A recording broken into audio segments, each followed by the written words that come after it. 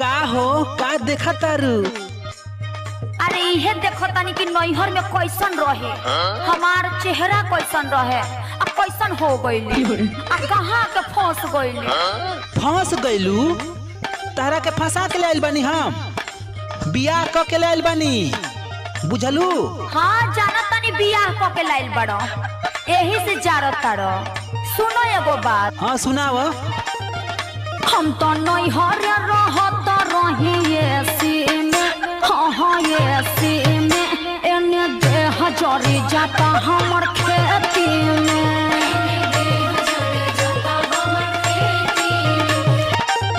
तारा निमन लगैबू अपना खेती में, हाँ खेती में, त का खैबू बैठ के तू हुई